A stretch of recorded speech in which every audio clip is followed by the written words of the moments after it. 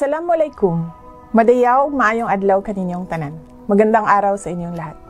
Mga kababayan, isang mainit na pagbati. Ang puso ng Office of the Vice President ay ang bayan. Ang aming determinasyon, pagpupunyagi at pagsisikap ay nakatali sa aming hangarin na makapagsilbi sa inyo bilang mga lingkod bayan. Sa inyo nanggagaling ang aming lakas, ang aming katatagan, at ang aming tapang na harapin ang mga hamon na mabigyan kayo ng mahusay at makabuluhang serbisyo. Sa pagtatapos ng isa namang taon, ikinalulugod ko pong ipaalam sa inyo ang ating mga naabot at naisakatuparan. Mula nang tayo ay maupo bilang pangalawang Pangulo, 10 mga programa at mga proyekto na ang ating ipinatupad sa Office of the Vice President. Ang mga programang ito ay ang Medical Assistance Program, Burial Assistance Program, Magnegosyo Taday, Pagbabago, A Million Learners and Trees, Pansarap, Kalusugan Food Truck, Disaster Operations Center, Relief for Individuals in Crisis and Emergencies, You Can Be VP at Libreng Sakay. Katuwang ng Central Office ng OVP ang 10 satellite offices at ng 2 extension offices sa implementasyon ng mga ito. Una nating binuksan noong 2022 ang mga satellite offices sa Bacolod, Cebu, Dagupan, Davao, Tacloban, Surigao at Zamboanga. Binuksan din natin ang extension office ng Public Assistance ng OVP sa Lipa, Batangas at sa Tondo, Manila. Nitong 2023, nagbukas tayo muli ng 3 pang ibang satellite offices sa BARM, Isabela at Bicol Region.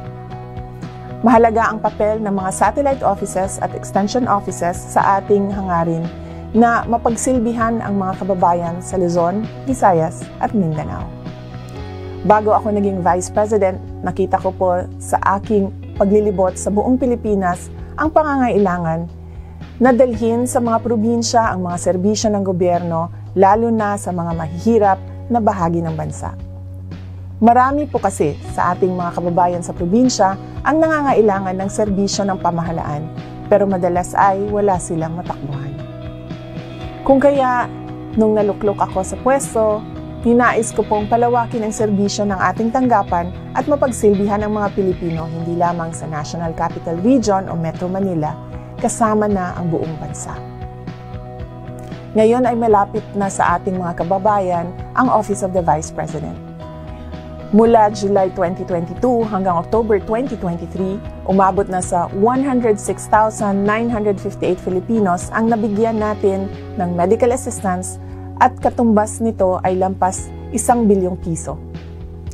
Ang Burial Assistance Program naman ay nakatulong sa 22,470 na mga pamilya at katumbas nito ay 113.3 million pesos. Ito naman ang ating report sa Libreng Sakay Program. Sa Metro Manila, mahigit 523,000 commuters ang nabigyan natin ng serbisyo sa pamamagitan ng 4 na bus. Ang isang bus sa Bacolod, mahigit 89,600 commuters at isang bus sa Davao, mahigit 60,400 commuters. At isang bus sa Cebu, mahigit naman sa 99,600 commuters. Sa panahon naman ng kalamidad at sakuna, lagi ring nakahanda ang Office of the Vice President na umalalay sa mga apektado nating kababayan sa pamamagitan ng ating Disaster Operations Center o DOC. Sa mga operasyon din ng DOC ay nagagamit natin ang ating Kalusugan Food Truck. Nakapagsagawa tayo ng 162 relief operations at tumulong sa 115,045 na mga pamilya.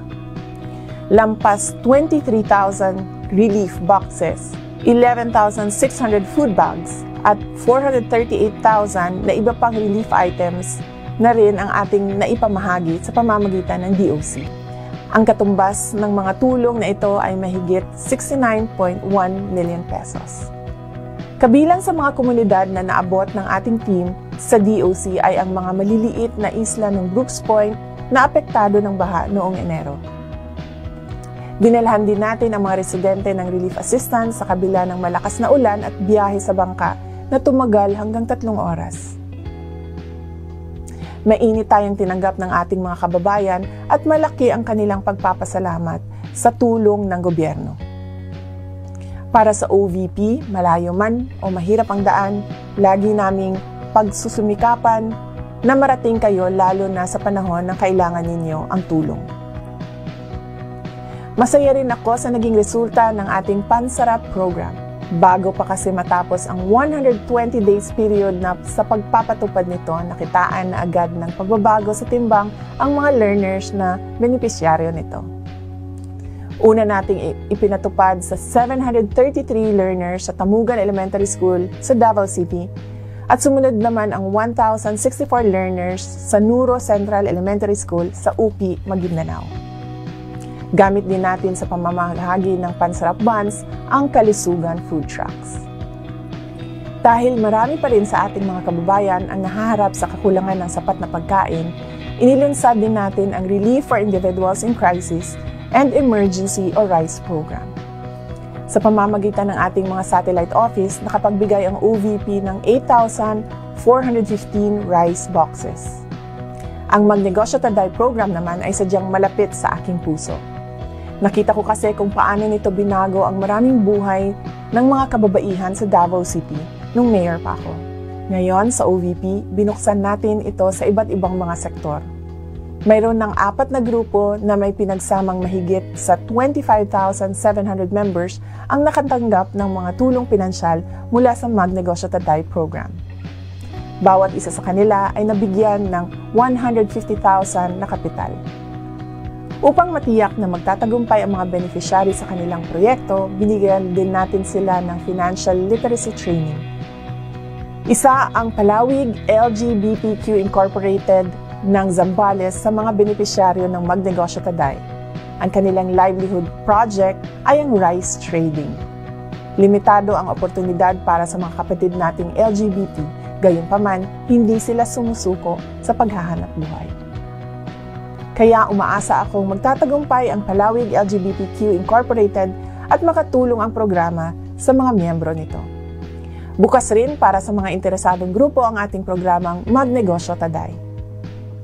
Kamakailan lang ay pinuntahan natin ang isang last mile school sa Palimbang at Kalamansig sa Sultan Kudarat para sa pagbabago, A Million Trees and Learners Campaign. Bukod sa malayo, ang mga lugar na ito ay apektado din ng gyera sa mahabang panahon. Sa hirap ng buhay, maraming kabataan ang nag-aaral sa dalawang bayan na walang sapat na mga gamit. Ganito din ang sitwasyon ng mga learners sa Tudol Elementary School sa Barangay Tungaw, Butuan City. Mahirap ding marating ang mga komunidad na sa mahabang panahon ay apektado sa gulo na dala ng insurhensiya.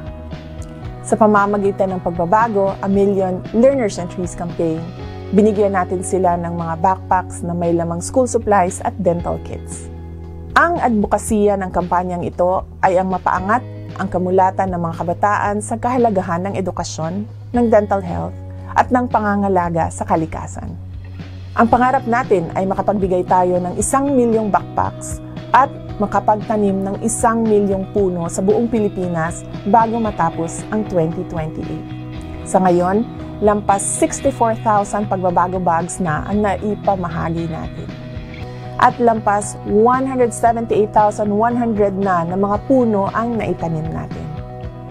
Samantala, ang You Can Be VP program naman ay naglalayong magbigay ng maganda at makahulugang karanasan sa mga partisipante nito. Magiging parte sila ng aking opisyal na biyahe sa ibang bansa at dito ay makikita at mararanasan nila ang trabaho ng isang leader ng bansa. Nakasama ko si Trix sa Japan, nakasama ko naman si Naomi sa Brunei at Singapore at nakasama ko si Kester sa South Korea. Natutuwa ako sa determinasyon na ipinakita ni Naomi. Bilang isang learner, makailang beses na siyang nabigo na maging opisyal ng Student Council ng kanilang paaralan. Pero hindi niya hinayaan ang kabiguang ito na tumalo sa kanyang pangarap. Kaya muli siyang tumakbo hanggang napili siya bilang protocol officer. Ang sabi niya, ang You Can Be VP ay nakatulong sa kanya para madiscover niya ang kanyang kakayahan. Nagbukas din daw ito ng maraming oportunidad para sa kanya. Sina Trix, Naomi at Kester ay mga batang Pilipino na nagpapakita ng magandang halimbawa sa kanilang kapwa kabataan. Pinapahalagan nila ang edukasyon at nagpupunyagi sila na makamtan ang kanilang mga pangarap sa kabila ng mga hamon sa kanilang buhay. Umaasa tayo na mas marami pang katulad nila Trix, Naomi at Kester ang maging bahagi ng ating proyekto. Ang Office of the Vice President bilang pangalawang pinakamataas na tanggapan sa bansa ay kinikilala ang halaga ng pagtatag ng mga partnerships mula sa public at private sectors. Kabahagi sila sa pagbibigay ng mga makabuluhang programa at serbisyo sa mga Pilipino. Meron tayong naitatag na mahigit sa 749 partnerships. Itinataguyod din natin ang pagpapalalim ng ating mga ugnayan at relasyon sa iba't ibang bansa. Sa ngayon ay meron na tayong 30 international engagements at 596 local engagements.